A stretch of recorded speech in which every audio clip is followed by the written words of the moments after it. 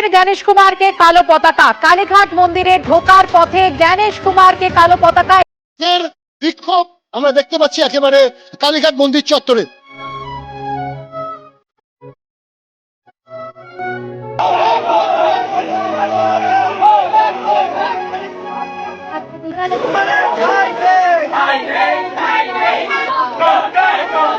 বাংলার মানুষকে বিজেপির দলাল গণেশ কুমার পুরো মানুষকে বিভ্রান্ত করছে। যোগ্য ভোটারের কাগজপত্র থাকা সহ মানুষের নাম বাদ দিচ্ছে। এর বিরুদ্ধে বাংলার মানুষ গর্জে উঠেছে। মাই ডকুমেন্ট 2002 সালে থাকতেও আমাদের নাম বাদ দিয়েছে। কি কারণে?